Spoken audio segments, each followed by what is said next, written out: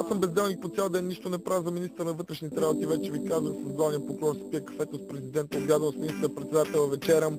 По цял ден съм просто така, чапача. Пияния чичко пак е тук, всичко да изпие на пук. На тия, кои се крият, щото не могат да пият. А ако си тънък жуч, ще им го дръпна в стил. Снуп, кучи, кучи. То тия са уния, дето ви пеят пред мен. Обаче не смеят се за това, стоят на страна. Бяга далеч от мен без пари да не свият. Внимавай, скоро ще се напия отново рол. Всичко излиза от контрол. Внимавай, пак смие ядецът на душвека на биньол. Бияч, лъпи червеният ми ствол. На чичко номер 2 също е с ударно пробивен сол. А любимият ми глагол е да се размажа тогава, когато тревата е бол, бе. А когато наоколо няма и чувствам, че е суша, вервай ми, само с най-верните пуша. Пияните чичковци, защото аз и ти сме пустиняци. Пияните чичковци, защото не зачитаме ничи мераци. Пияните чичковци, защото аз и ти сме пустиняци. Пияните чичковци, защото не зачитаме ничи мераци.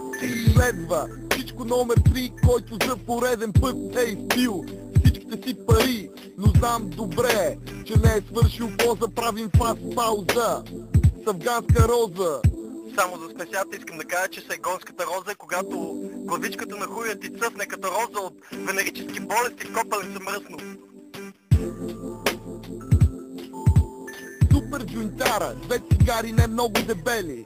И цяла нощ сме се смели като обезумели. Очите ни отдавна кучко не са бели, а плюс алкохола желанията стават смели.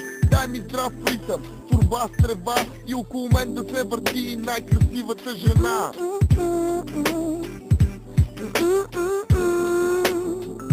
Ей, кифло!